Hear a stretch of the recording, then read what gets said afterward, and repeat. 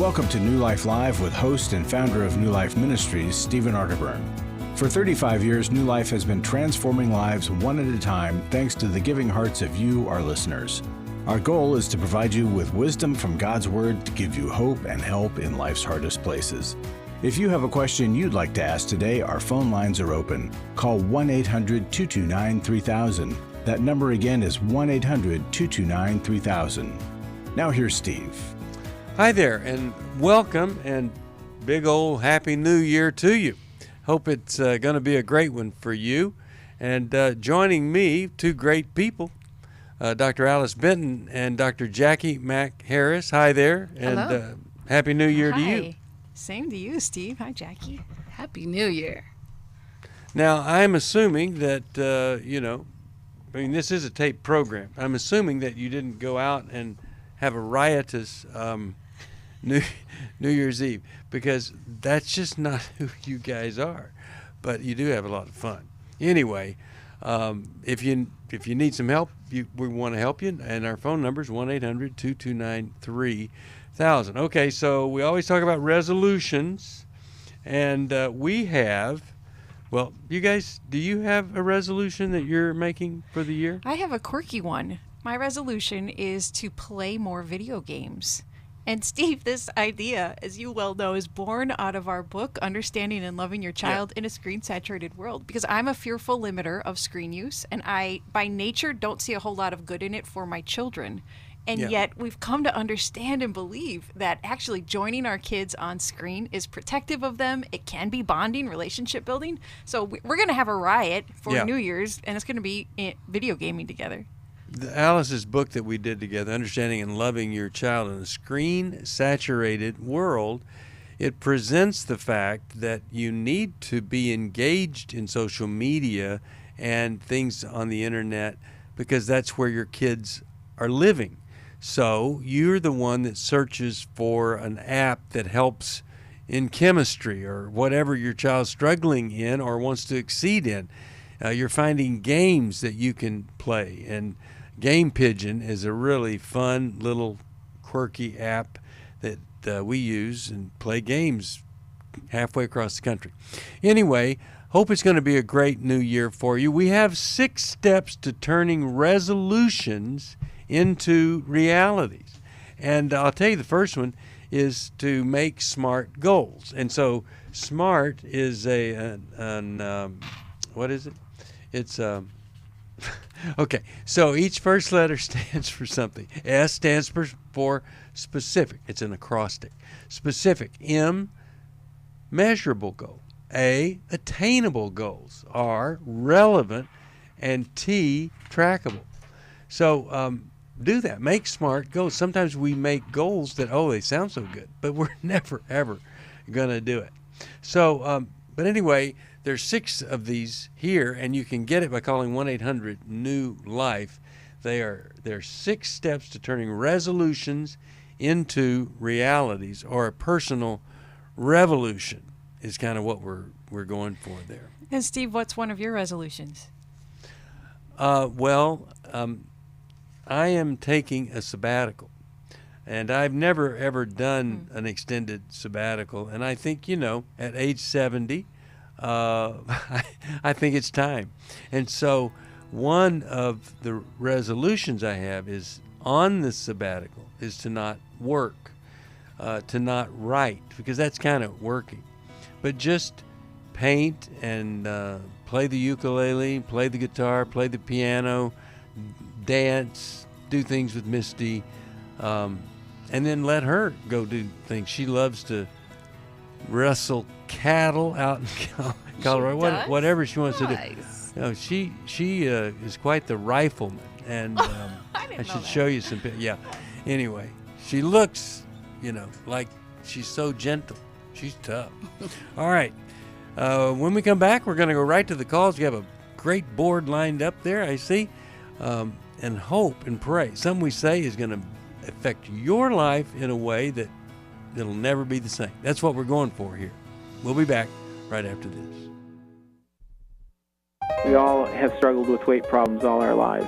This involves not only the health side of it, but the spiritual side of it. If you're ready to begin a comprehensive plan that provides freedom in every area of your life, New Life's Lose It for Life online intensive can help. This online intensive features Zoom sessions presented by Steve Arterburn and Elena Al-Sharu on Saturday, January 27th, plus 4 small group process sessions facilitated by a credentialed New Life Network counselor. Of all the things, the best part for me was the small group time. If you're finally ready to stop going from diet to diet and begin a comprehensive plan that addresses the psychological, emotional, and spiritual aspects of a healthy lifestyle, call 1-800-NEW-LIFE. That's 1-800-639-5433 or go to newlife.com. It is a life change. It is not a diet. It is not just a plan. It is a life change. 1-800-NEW-LIFE.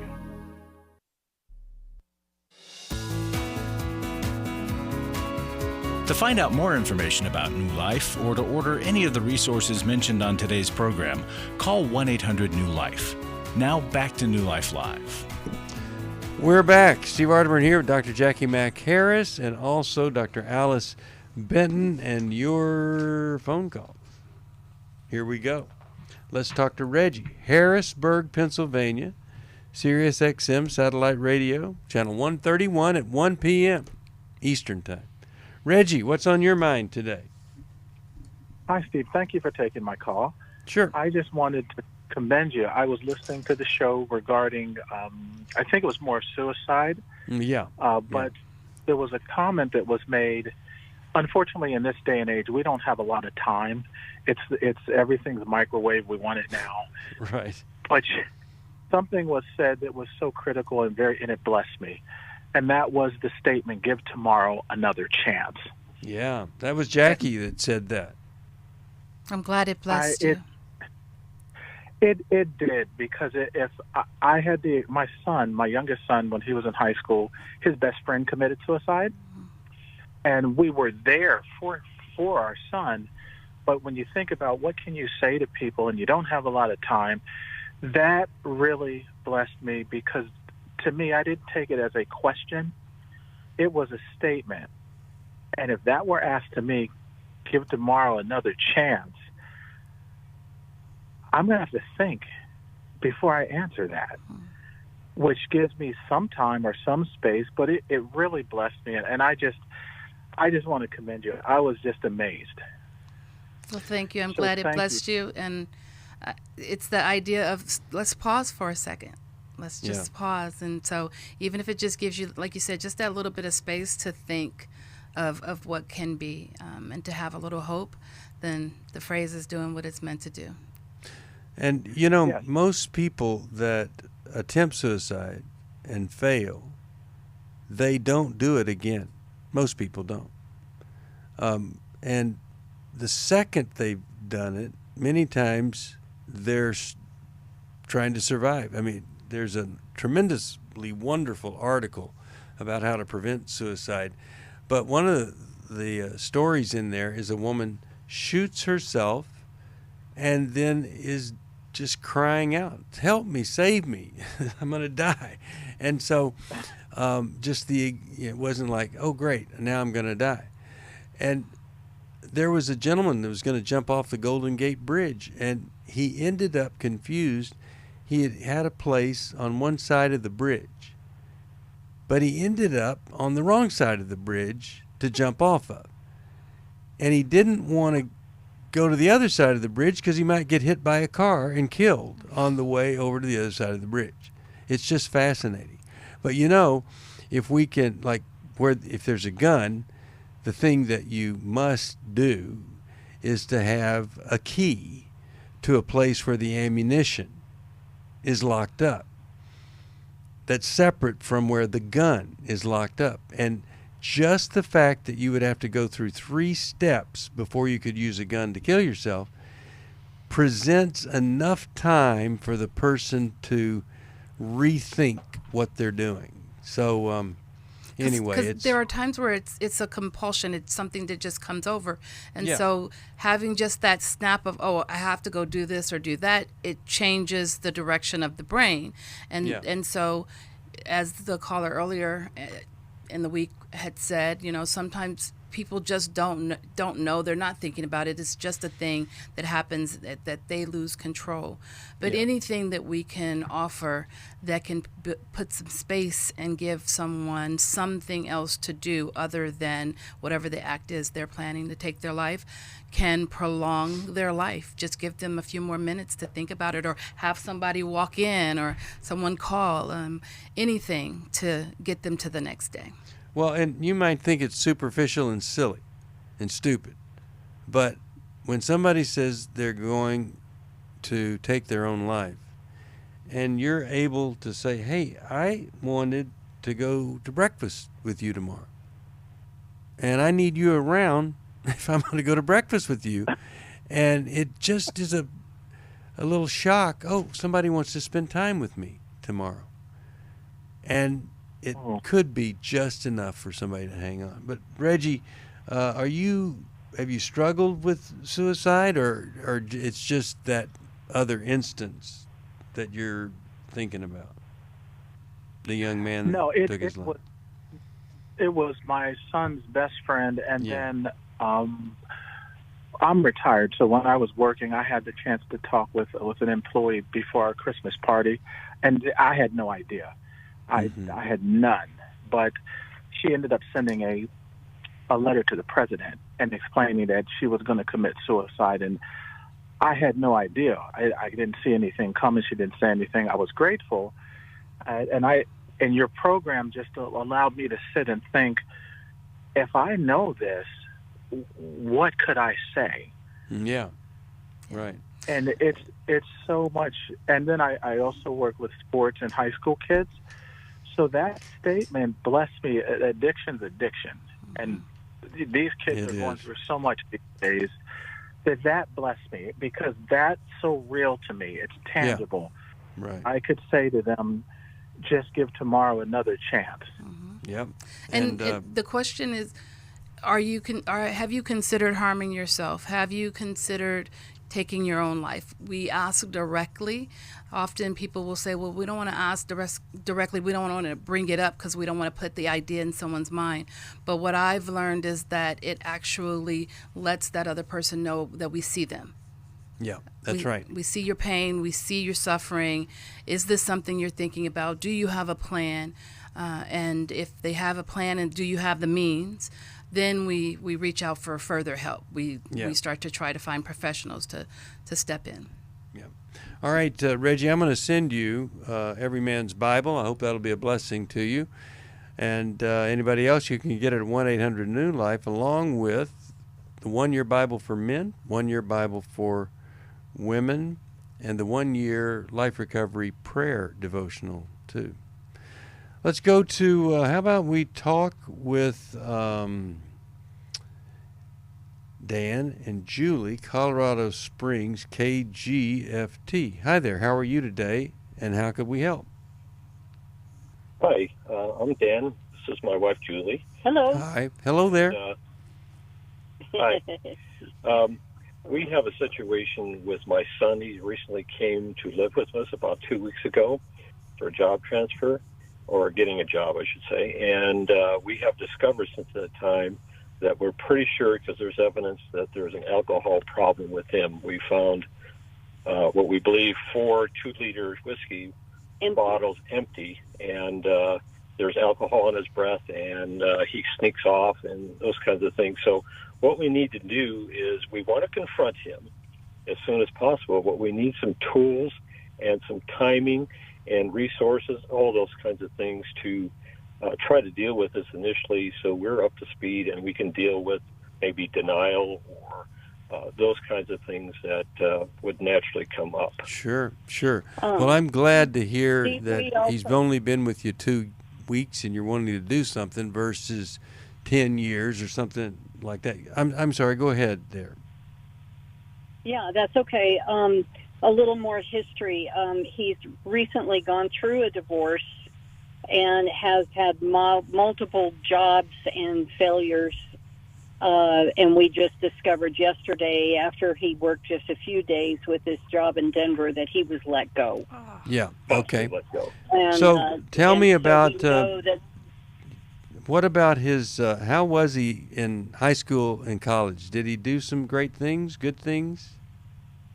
Yes, he was in high school, he was a star pitcher there at high school, and he got a degree in there, and he went to college, and he got a scholarship on the partial, and he was their closer as a sophomore. Is that correct?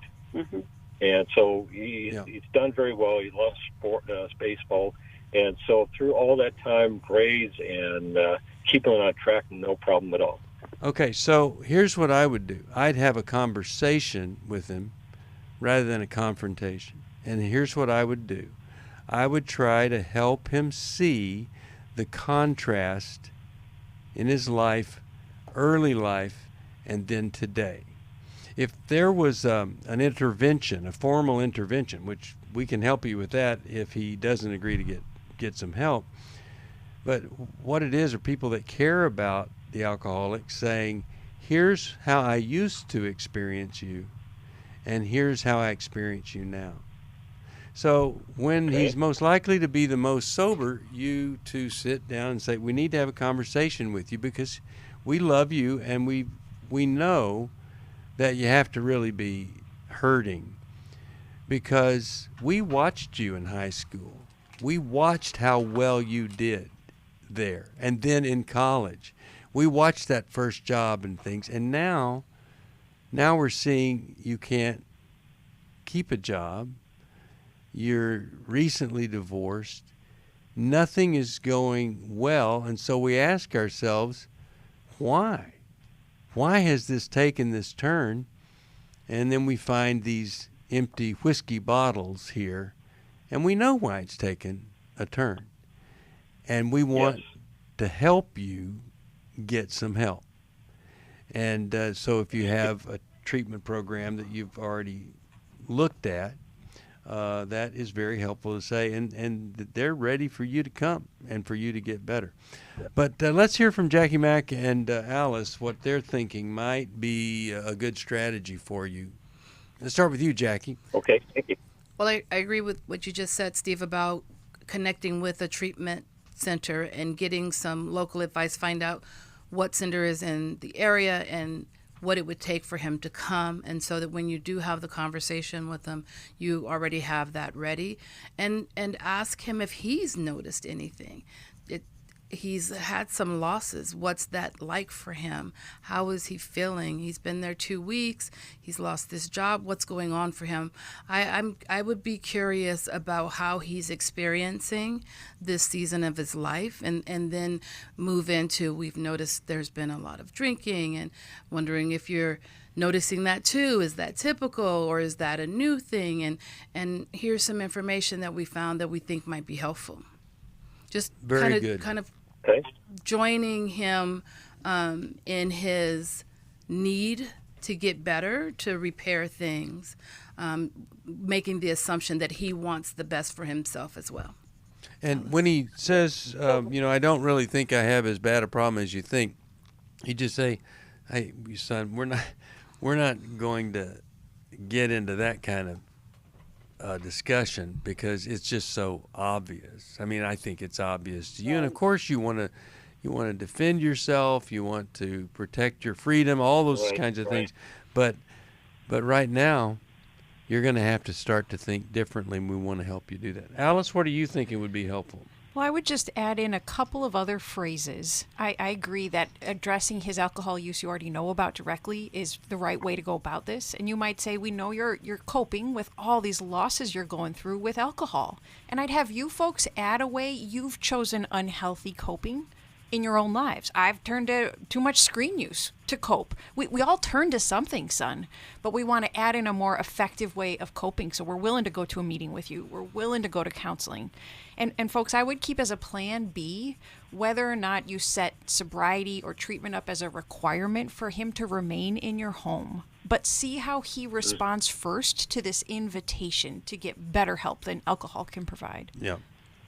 In other words, try to make it as non-defensive as possible. Right, right.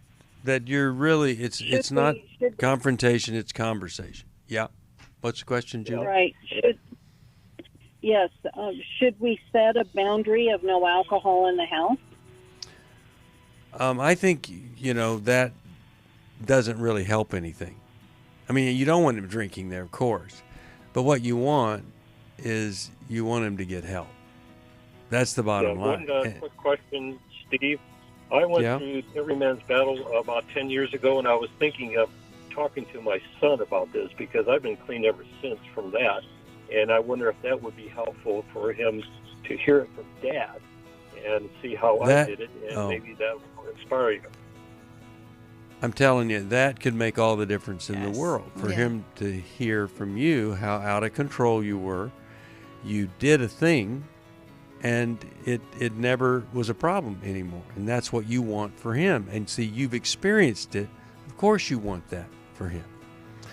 We'll be back after this for more New Life Live. For the first time in 2 years, I am free, and I can see God's plan for my life. In January, I got out of an emotionally, physically, and sexually abusive marriage. On October 12th, I was 8 months pregnant and went to a doctor's appointment, and they said that my daughter no longer had a heartbeat. I was very angry with God for the marriage that I was in, for the loss of my daughter. Last night, I surrendered my anger, my pain, my frustration, and my bitterness. And I feel for the first time this morning when I woke up that God has an amazing design for my life. Hi, this is Steve Arterburn, and this is the story of a new life. She took a step of faith, attended a workshop, and now has hope for her future. You can be part of offering hope to others as you step out in faith by donating to New Life Ministries. To make your tax-deductible gift, call 1-800-NEW-LIFE or text NLM to 28950. Chris Williams on coaching. Oftentimes I get asked, what is the difference between therapy and coaching? The biggest difference between the two is that a therapist is going to be looking for a diagnosable mental health condition, whereas a coach is going to look at a particular issue and help a person work through that. If you need a coach, call New Life today and ask about the New Life Coaching Network. Our coaches have been trained and screened with the same intensive process we use for our network counselors. If you're looking at an issue in your life that you just kind of want to change, whether it be your weight or leadership or other areas of behavioral patterns, check out coaching. There can be some really, really helpful things for you. Take control of your life and take action to achieve your goals. Call 1-800-NEW-LIFE. That's 1-800-639-5433 and talk to us about getting a New Life coach. 1-800-NEW-LIFE.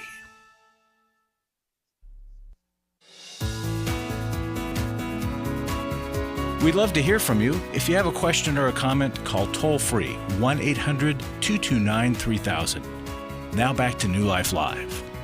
We're back, and when we went to the break, Dan and Julie, you were saying something, and I want to be sure we answer that if we possibly can. Do you remember what you were thinking?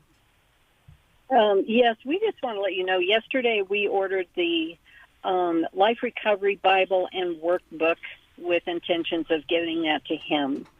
And we assume that, do these treatment centers require him to be there? The cost could be prohibitive for us. Well, we have located a New Life resource not far from our home with a Monday night meeting. Yeah. For recovery. How do we go about? We've also located a resident treatment program in the Springs, but we've yet to call them and are concerned that, the cost is going to be prohibitive. Well, I think one of the great things you could do for him, he's not going to be able to do this for himself, is to really look at the resources.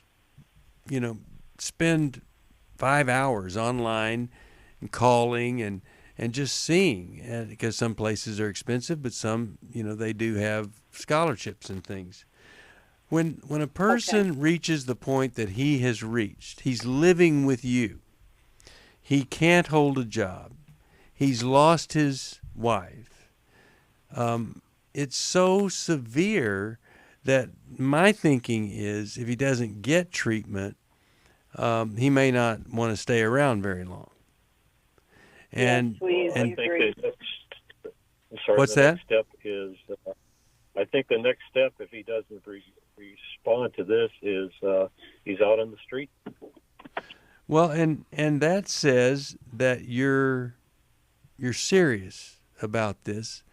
But if you're able to say, now here are 3 options, and here's the least expensive, and you do this. But if that doesn't work, you have to do the next thing, or you just go ahead and get treatment. And when I worked in alcohol and drug treatment, it was bizarre how sick people got before they came in, and how quickly they pulled their life back together. And if they could maintain support outside the hospital, things went really well. When they didn't go to the meetings and have support, then they failed miserably, relapsed quickly. So I'm going to send. We want to be there for him. Yeah. Well, it's very complicated, and that's why it's not just don't drink in our home. That almost makes it like the problem is this chemical versus you have all these problems now because you have not dealt with the consequences of the drinking. So let's deal with the consequences, and that requires treatment. Now, here's what I'm going to do. I'm going to send you guys a Life Recovery Bible because I want you to be able to talk to him about stuff, talk to him about recovery, and that's how you can do it. You can read all those devotionals, the different features that are there, and have a discussion with him. Yep. But I really love it that he's got you there, and you're not willing to sit around and let him be there for 2 years before you do something. Steve, you had mentioned that this was more than about just the alcohol. The alcohol is a problem, and I think our tendency would be to say, if you're going to be in our house, you can't have alcohol at all, and that's fine. But that says that the problem is whiskey, and the problem isn't really whiskey. The problem is something that happens inside of him when he drinks whiskey, and the problem is something inside of him is desiring the whiskey to get away from something else, to ease some pain of some sort. And so the focus really is on, we're curious, what is going on that is leading you to do something that seems so destructive to your life? So just encouraging him to look at the problems that are the things that are happening, and not just the alcohol. All right. So glad you called, and I hope that this inspires somebody else to do something really serious and get better. Hey, let's go to Jeff, Louisville, Kentucky, on PURE, Pure Radio. We love those folks. Jeff, how are you, and what's on your mind today? I'm doing good. I've heard a lot of good things on your show, and I wanted to touch base on a couple of things real quick, just share my experience, strength, and hope.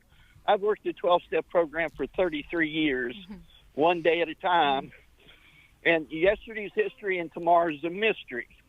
And that for the people with the suicide situation is that suicide is just a permanent solution to a temporary problem, and a problem shared is a problem cut in half.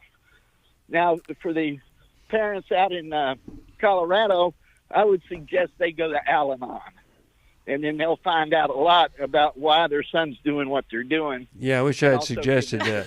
I'm so glad you did. Yeah, spot I'm on, glad Jeff. you did. Okay. Yeah. Now, here's another thing. There was a young lady on there that had a problem with forgiving herself. Okay? And I had that same problem early on in my sobriety. And my sponsor pointed out to me is that once I got in touch with my higher power, who I choose to call God, he asked me very simply, do you think God forgives you? And I said, well, sure. He said, well, if you can't forgive yourself, you're back in the God business again. That's my ego, which means to edge God out. Sure. Okay. And once I realized that, then I could go ahead and I'm not in control anymore. Yeah. So therefore, I could forgive myself. Well, we got to go to a break. Do you have a Life Recovery Bible? No, but I'd love one. I'll send it to you. For most of my life, I've been dealing with an opiate addiction. Why is opioid addiction quickly becoming one of our nation's biggest killers? Maybe it's because it isn't only those who are addicted who are in denial. We did what I see so many parents do, is it can't be an addiction. There's something medically wrong. It's impossible to solve a problem when you don't know what you're up against, and families will try to find any explanation except the one that will put them on the right path. Alcoholism and drug addiction is a family disease. It doesn't affect just the individual. If someone you love is abusing painkillers, know what you're up against. It's time to admit it's addiction and seek treatment. Call us today at 1-800-NEW-LIFE. We have Christ-centered partner treatment centers around the country. Call 1-800-639-5433 or visit us online at newlife.com. We just made a decision. We will do whatever it takes. 1-800-NEW-LIFE. I was sort of vaguely familiar that the 12 steps had some origination in the Bible. I found Life Recovery, and one of the things I liked so much was that it had such a broad appeal. It wasn't limited to just alcohol or drugs, that it was addressing a wide range of problems. At New Life, we believe everyone can benefit from a life recovery experience. There are life recovery groups all over the country. They take place online, in conference calls, and in person. And if there isn't one in your area, we can help you start one. We have startup materials, leaders' guides, CDs, Bibles, and more, all with discounts available for groups. Call us at 1-800-NEW-LIFE and ask for Terry Ward. The 12 Steps have long been a great help to people in recovery because much of the 12 Steps' power comes from the fact that they capture principles clearly revealed in the Bible. The 12 steps is really a pattern for all of us as Christians. Call 1-800-NEW-LIFE. That's 1-800-639-5433. We're glad you joined us for New Life Live. To be a part of the program, call 1-800-229-3000. Now back to New Life Live. We are back. Steve Arterburn here. I hope that this is going to be a great year for you. We have many, many intensives this year. Why not start off this first quarter and just get the work done? Every Man's Battle, January the 12th. You heard our previous caller say that he went 10 years ago. Not a problem anymore. That could be you. Lose It for Life is online once a year. It's our weight loss program. It works, and you keep the weight off. January 27th for that. Intimacy in Marriage is in Orange County, California. That's February 16, 17, and 18. Restore, that's for women who have been hurt by a man who does not have sexual integrity. That's in Orange County, February the 23rd. And Emotional Freedom is online March 16th. These experiences, they transform people's lives, and we want that for you. Steve, I still practice what I learned at Lose It for Life, and it helped me get up this morning and start with Krabby when I was choosing whether or not to work out and end grateful. And Lose It for Life inspired and motivated me. What did you do? What did you do in your workout? This morning, weightlifting. Wait, there you go. See? All right. Okay, let's go to Gene, Louisville, Kentucky, also Pure Radio. Gene, you're on. How you doing today? I'm doing well. How about you all? Happy New Year. Same to you. It is, yes, it is going to be a really great New Year, I think. How could we help you today? Or what do you want to tell us? Well, long story short, years ago, my mother and father, who live in Indiana, were involved in a horrific automobile accident where a truck T-boned them on the highway. Can you hear me okay? Mm-hmm. Yeah. Okay. A multi-million-dollar settlement. After the settlement, about a year and a half later, my father passed away and left my mother with the money. I have two younger brothers, and the middle brother has decided that he wants to control all the money. And over the years, since my father passed, the middle brother and his son have beaten my mother several times and put her in the hospital around the holidays. Oh, my goodness. To force her into signing them over as power of attorney over everything. So the middle brother, his son, his wife, and his daughter have various powers of attorney, and my mother doesn't like the way they treat her. They abuse her emotionally and mentally. I'm a law enforcement officer and a minister, and I've also gone to the elder abuse police in Indiana. They tried to intervene but couldn't get anywhere because the daughter of the younger brother was there at the time and told my mother not to answer any of his questions. So I've decided this year, because they've been abusing her mentally and physically both, and abusing the power of attorney, because that's only supposed to be used whenever someone's indigent or unable to take care of themselves, but they're using it to control her money and do what they want with her assets. I'm going to go with my younger brother and try and get guardianship of my mother, which will supersede anything that she's done previously, because I'll have a court and a judge involved in doing all of that.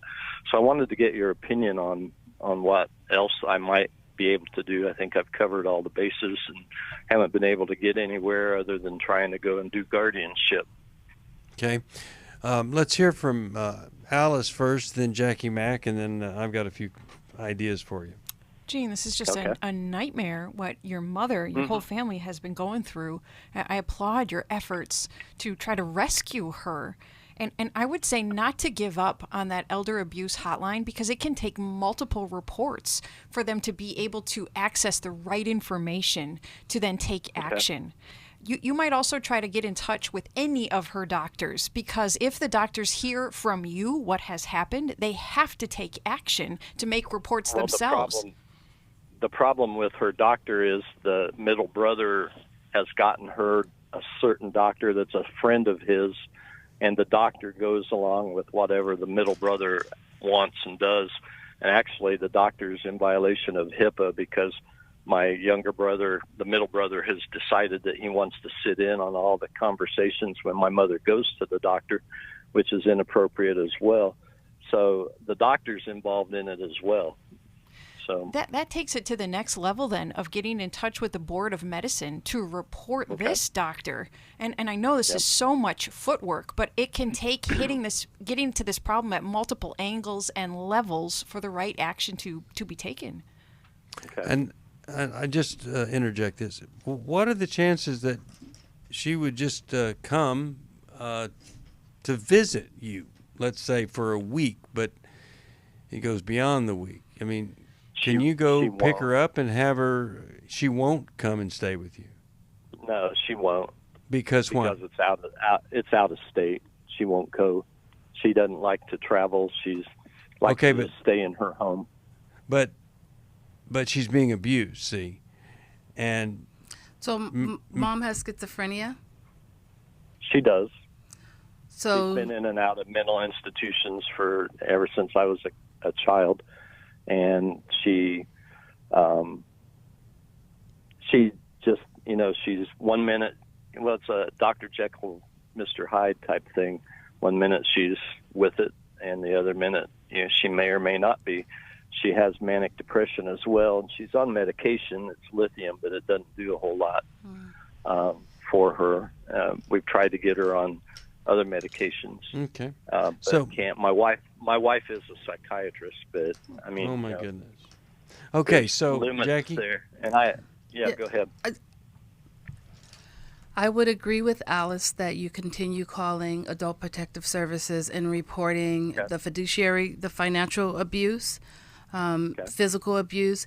Also, when she's been hospitalized for the assaults, they should have reported those as well. They're required to report elder abuse. I'm assuming she's over 65. Is she over 65? She's 89. Okay. So they should have had to report that, and multiple reports should produce multiple visits. They didn't report those because she wasn't able to tell them anything. And she didn't tell my younger brother and I what really happened to her until after she was back home from the hospital. So it's all been kept under the carpet by the middle brother and all the people all the players he's got in line to make it happen. The other thing is I would recommend therapy for you and your younger brother as well. It's a lot to be carrying that your mom is being abused by your own sibling. I'm holding myself together for you right now, because I cannot even imagine having someone mistreat my mother the way that your brother and his family is mistreating your mom. But continue to seek help, and all the other things that you said you're in process of doing, trying to get guardianship and things like that. Getting an attorney to work with you, a family law attorney to work with you, I think could be beneficial as well. I think that's one of those situations where you have to say, okay, whatever it takes, I've got to spend some money here to protect her, and also to protect the assets that should be yours when she passes. It shouldn't be controlled by them. I would be getting an attorney, a good attorney, who would go before a judge, tell him the situation, and have an ad litem appointed, so that there's somebody who has authority looking at the reality of the situation. Not just one little talk with somebody, but, over a period of a month, having several conversations with everybody to determine what is the best thing. And the best thing is for her to be living with you. That's the best thing. Are you living down there? Because she can't protect herself. She's not in her right mind. And she's a victim of some really evil stuff. And I would do anything I could to get her out of that situation. I would be, the attorney would want the medical records. If they went to see this doctor that protects the brother or whatever, why was she there? And I would be, the attorney can ask these kind of questions and get the records and stuff. She was there for a reason. What was it? And, I would even be complaining about this doctor to the medical board. And I think this is where you do more than less, so that those siblings there see you're serious now. You're not going to be passive anymore. It's going to change. And I think a great attorney going to a judge, that's your greatest hope.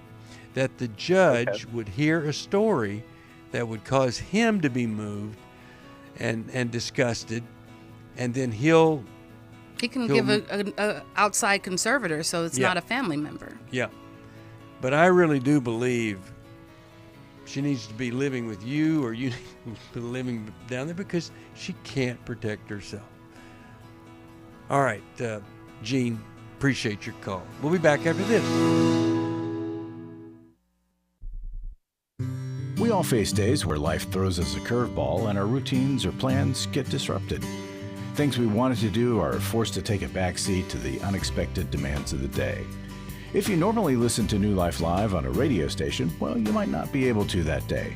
And on these hectic days when you're feeling stressed or frazzled, hearing the sound of counsel given on New Life Live is just what you need to navigate the unexpected things of life. Every time I'm troubled or I have a problem, I'll cut on New Life, and there's always something that is said that is helpful to me. By listening, I have learned more than I can ever express about how God wants me to live. Download the New Life app for the easiest way to listen wherever you are and at a time that's convenient for you, or watch the show on our YouTube channel.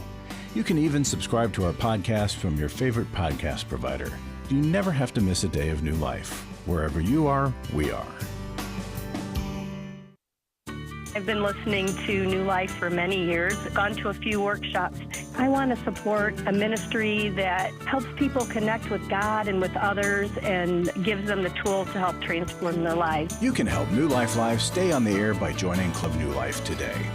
When you sign up to support us monthly through Club New Life, we'll send you the new member thank you gift of all 8 100-day devotionals, including 100 Days of Healing, 100 Days from Freedom from Shame, and 100 Days of Freedom from Anger. There are also ongoing benefits like the monthly Club New Life CD or download, access to the Club New Life video library, quarterly resources, free shipping on purchased resources, discounts on workshops, and quarterly online meetings with Steve. Call 1-800-NEW-LIFE. Support Club New Life, and together we can help hurting people find help and hope in life's hardest places. Call 1-800-639-5433 to join Club New Life today.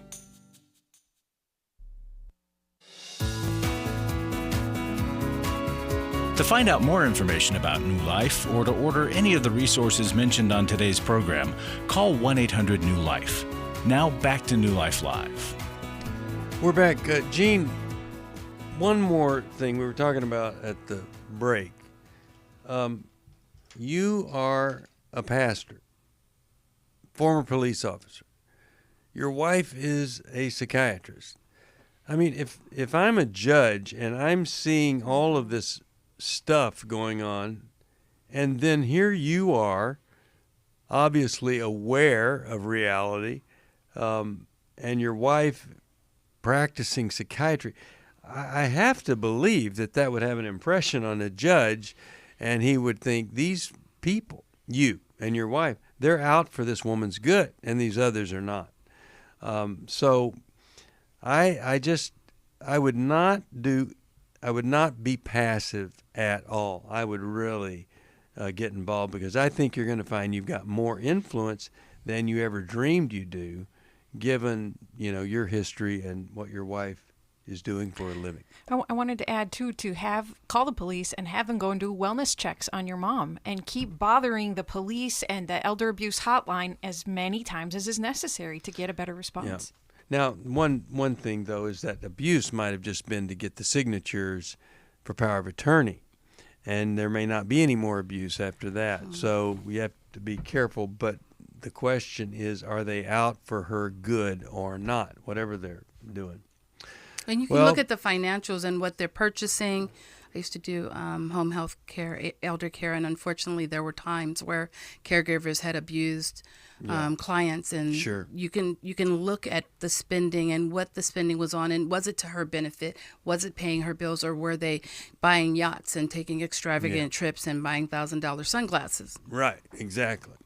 All right, Gene, I'll send you Every Man's Bible. I hope that that's helpful to you, and thank you for the phone call. Christine from Chilliwack, British Columbia, watches on YouTube. Christine, how you doing? Hi. I'm good, thank you. How are you? I'm doing well. I'm a little sad. I mean, I hate to see somebody or hear about somebody being abused that way. It's amazing what money does to people, Anyway, how can we help you? We don't have a lot of time, but I wanted to get to your call. Okay. I just want to say I love your show, and I'd like a copy of those SMART goals. We'll send them to you. I've learned a lot. Thank you. I've learned a lot, and, received counseling, and because of that, my children are open to that, too, and I'm really grateful for that. Wonderful. And I've almost finished reading the 1-year Bible for women. I'm so excited. I've led my husband's medical office assistant to the Lord, and I can't tell you, it has been such a wonderful Christmas. I'm so in love with Jesus that I want to be able to celebrate him with my family. But my family at home don't want to hear about it. My husband, of course, supports me. But my family want to have a dinner without any scripture reading. They want to, my son, who's also a doctor in Winnipeg, he's got a little boy that's going to be 3, and I was showing him our Christmas tree on FaceTime, and then we came to the angel. He doesn't know anything about angels, and my son was saying, we're atheists. We don't talk about Jesus. So, well, when Paul was in front of the leaders, he didn't start quoting the Old Testament. He pointed out to these statues and other things. In other words, he spoke to them about their world. And sometimes we have to say, man, the resistance is so great that all I'm going to do if I talk about this is make the resistance even greater. True. So sometimes we have to just say, maybe there will be a time. Maybe there will be a loss or whatever. But I really wouldn't irritate them with Jesus. I would wait until it seems to be more appropriate, because they are really, really on top of this and saying, no Scripture. I mean, if you're not going to read Scripture at Christmas, you got to be really committed to not wanting to hear about anything that has to do with Jesus. So I just think sometimes we have to wait rather than celebrate with people that don't like what we believe. That's sad. I was thinking about next year, and this year the family members were only able to get together on Christmas Eve for a dinner, and my little church around the corner was having a candlelight service at between 6 and 7. Do you think it would be, agitating for me just to say next year if we do? I mean, I wouldn't say it now, but I would wait till next year when we plan our dinner. Just plan it, let's say 7:30 after the service. If anyone wants to come, they can. If not, we'll just do the dinner at the house after that. Well, I think doing the dinner after that is great, whether they want to come or not, because it affords you the opportunity to go. You are madly in love with Jesus, and let that shine through. Yeah. You just love and enjoy your relationship with Christ and trust the Holy Spirit to do what He does. Yeah. And so in saying, hey, my church does this candlelight thing on Christmas Eve I really like to go to, so can we have dinner at 7? Anybody that wants to go, you're welcome to. Yeah. But I definitely want to go. Right. And what if your son said that when we have it at our house, we're all going to go down to the Atheist Federation Hall, and we're going to set sticks on fire. Well, you wouldn't go, right? No. So it's the same. You just have to get in their shoes, and the more understanding you are and the less demanding you are, the more attractive you become. And Jesus was quite attractive to people. He brought people to Himself because He was gentle and kind. So that's the best I can do for you there, and I'm glad that you like the 1-year Bible for women. You're going to love every woman's Bible that comes out in April. It is going to be quite amazing. I'm excited to get that. Yes, really looking forward to that. Well, Christine, I hope and pray that you're able to be the gentle, kind, loving Christian that they're laying in bed one night thinking, wow, she's really, really different. And it's something that they want to be part of rather than just continuing to resist. And I hope you have a great year. And, hope everybody has a great year. A lot of the year being great has to do with choices. And choices lead you one way or the other. When you work the 12 steps, you get to this 11th step, and it's just all about asking, seeking, wanting to know God's will, and having the strength and the power to carry that will out. Well, if God doesn't bless that, I don't know what God would bless, because that is just such an act of surrender, His will, not mine. And I pray that we could all get to that point where that's all we're interested in. What does God want me to do today? Well, come join us, one of our intensives, 1-800-NEW-LIFE, to find out more. Alice, thank you. Jacqui, thank you. And thanks to all who support us. Happy New Year. See you tomorrow. Thanks for listening. We hope this program has helped you by giving you insights for handling the challenges you face in your life. We want you to know that we're here for you, but you also need to know that New Life Live is a listener-supported ministry. To make your donation or to get any of the resources mentioned on today's program, call 1-800-NEW-LIFE. That's 1-800-639-5433, or write to us at New Life Ministries, P.O. Box 1029, Lake Forest, California, 92609. Please join us again tomorrow for New Life Live.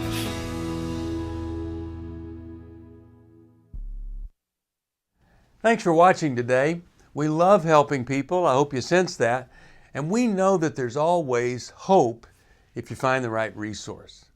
Now, if something we've said to somebody else applies to you, that's fantastic. That's what we're hoping for.